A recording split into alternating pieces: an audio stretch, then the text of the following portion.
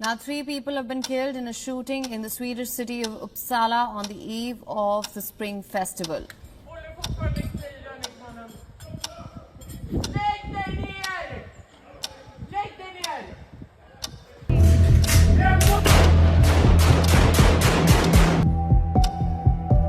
Instead of shooting somebody in his leg, they shoot somebody in his head.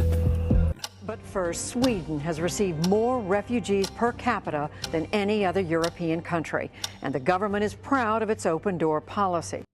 For decades, Sweden was held up as the ideal of moral leadership, a small Nordic nation with a big conscience, a society that welcomed people fleeing war, dictatorship, and despair, a place where the world believed generosity could triumph over fear.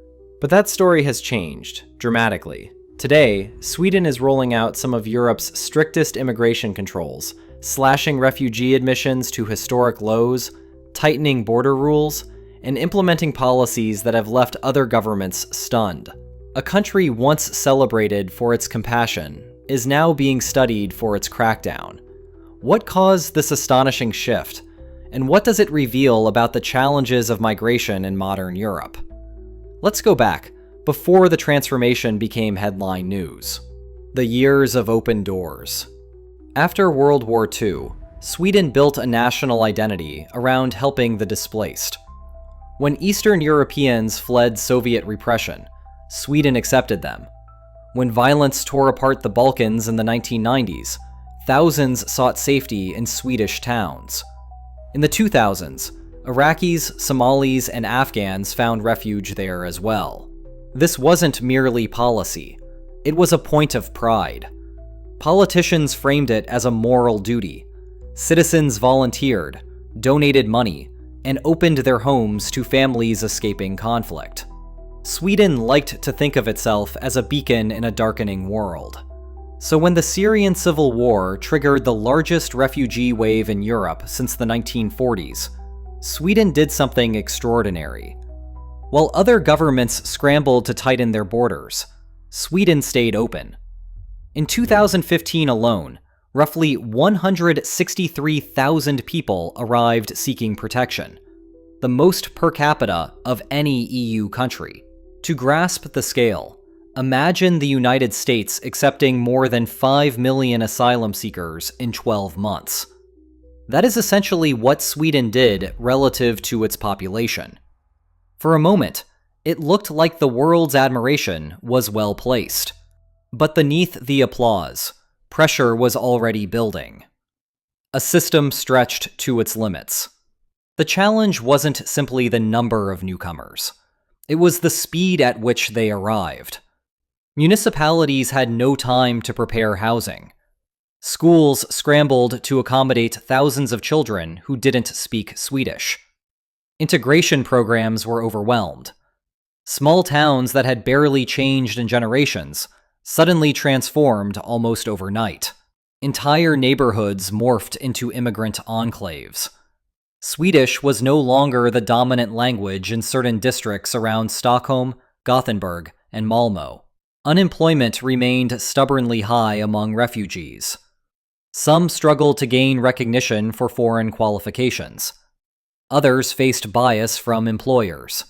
Many landed in welfare-dependent pockets, where joblessness persisted for years. Slowly, frustration seeped into public conversation. Something wasn't working. And then the real breaking point arrived. Sweden has a gun problem. The number of fatal shootings in the country more than doubled between 2013 and 2023, and it now has the second highest rate of gun crime deaths in Europe. The surge in crime. By the late 2000s, Sweden confronted a phenomenon foreign to its historically peaceful society, a wave of violence largely concentrated in immigrant-heavy neighborhoods. Explosions, drive-by shootings, grenades used in gang conflicts. These were not isolated events. They became alarmingly common. Organized criminal networks battled for control of drug markets, and innocent bystanders were sometimes caught in the crossfire. In 2022, Sweden recorded over 60 fatal shootings, unheard of numbers for a country of just 10 million people. Per capita, Sweden's gun homicide rate overtook most of Western Europe. Police struggled to keep up. Witnesses feared retaliation. Emergency services hesitated to enter certain districts without backup. Although these areas weren't officially termed no-go zones, the perception spread quickly. The public, watching the turmoil unfold, demanded answers. And in the voting booth, they delivered a message no politician could ignore: a political earthquake. In the 2022 elections, the Sweden Democrats, once considered too extreme even to cooperate with, became the second largest party. For years, mainstream politicians refused to work with them. But the political map had shifted. Crime and migration were the top issues for voters, and the Sweden Democrats had positioned themselves as the only party willing to overhaul the system. To form a government, center-right parties struck an unprecedented agreement, giving the Sweden Democrats enormous influence over immigration and integration policy, even without cabinet seats. This agreement wasn't subtle. It announced a paradigm shift with a clear objective: reduce asylum immigration to the legal minimum permitted under European Union rules. In other words, Sweden's era of open doors was over. The new immigration playbook. The policy changes that followed were sweeping. Temporary residence becomes the default. Refugees no longer receive permanent protection. Even existing permanent permits may be reconsidered. Refugee resettlement slashed. Annual UNHCR quota refugees dropped from 5,000 to 900. Tougher asylum standards.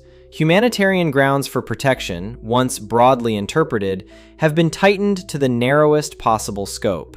Stricter family reunification rules, higher age requirements, higher income thresholds, and tougher housing standards aim to reduce the number of relatives joining refugees already in Sweden. Faster deportations. Authorities gained broader powers to expel people lacking legal status or involved in criminal activity. Restrictions on self-arranged housing. Asylum seekers who choose not to live in government-assigned accommodations risk losing financial support. Controversial reporting proposals.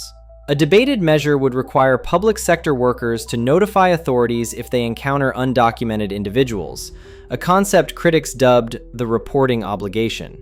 Financial incentives to leave Sweden. People who voluntarily return to their home countries may receive up to $34,000, a massive increase from previous offers. Exploring citizenship revocation. The government is studying whether naturalized citizens who commit serious crimes or obtain citizenship through deception could lose it, something previously not allowed. This is not a minor policy shift. It's a wholesale redesign of how Sweden approaches migration. The new integration philosophy. The government argues that helping newcomers succeed now requires tough love. Language ability is to be more strictly enforced. Welfare benefits are being restructured to ensure work always pays more. Civic responsibility is emphasized. Aid spending overseas has been dramatically reduced to redirect resources domestically. The message is clear: integration is not automatic, it must be earned. The numbers tell the story, and the policies have had an immediate effect. In 2024, Sweden granted just over 6,000 asylum-related residence permits, the lowest figure in nearly 4 decades. Asylum applications fell below 10,000, levels not seen since the mid-1990s. Even more astonishing, Sweden now has negative net migration. More people are leaving the country than arriving, something that hasn't happened since the 1970s.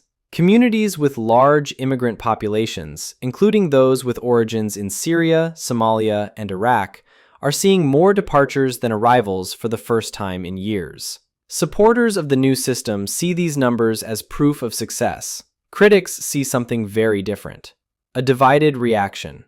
Public opinion leans strongly in favor of the tougher stance. Surveys show about 3/4 of Swedes believe immigration in the past decade was too high.